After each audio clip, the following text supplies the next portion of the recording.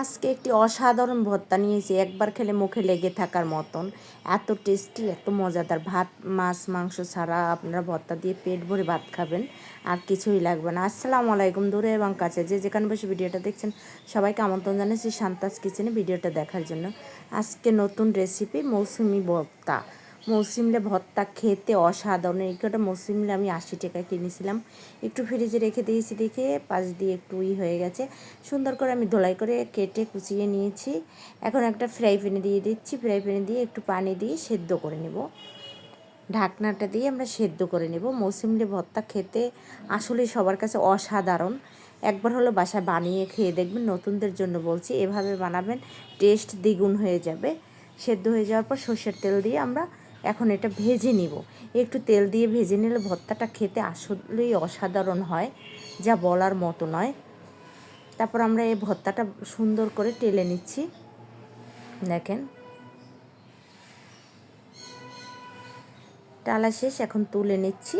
এখানে আমি আর একটু তেল দিয়ে তারপর শুকনো মরিচ টেলে নিচ্ছি। শুকনো মরিচগুলো টালা শেষ।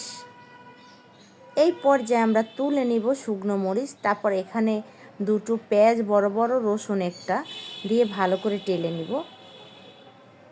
পেঁয়াজটা একটু পোড়া পোড়া হলে ভালো লাগে, এই জন্য বড় বড় কাটবেন। সবসময় আস্তে আস্তে পেঁয়াজটা কাটলে ওই পেঁয়াজটা জুসি হয় এবং খেতেও অনেক মজা হয় ভর্তাটি।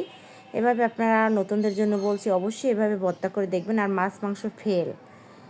এখন আমরা কিছু চিংড়ি মাছ কোটা, এটাকে আমরা সেদ্ধ করে সুন্দর করে নিচ্ছি। নিয়ে তারপর একটু তেল দিয়ে একটু হলুদ দিয়ে চিংড়ি মাছগুলো ভেজে নিব। যেভাবে বোনা করেন এভাবে ভেজে নিলে গন্ধ আর থাকে না। খেতে অসাধারণ। চিংড়ি মাছ দিয়ে যদি মৌসুমলা ভর্তা খান, যা মুখে লেগে থাকার মতন। আমার সবগুলো ভাজা শেষ, এখন শিল্পটা আমরা বেটে নিব। এই দেখেন, মরিচগুলো তার ভর্তা বাটা শেষ। এখন আমরা চিংড়ি মাছগুলো ভেজে নেব, চিংড়ি মাছগুলো বেটে নেব। চিংড়ি মাছ আপনার এখানে আপনারা চাইলে কাঁচামরিচও ব্যবহার করতে পারেন। আমি আসলে কাঁচামরিচটা ব্যবহার করি নি। এখন মৌসুমলাগুলো সুন্দর করে বেটে নেব। বেটে নিয়ে মিহিন করে বেটে নিতে হবে। মৌসুমলা ভর্তা এগুলো বাটাটা মিহিন করে বাটতে হয়।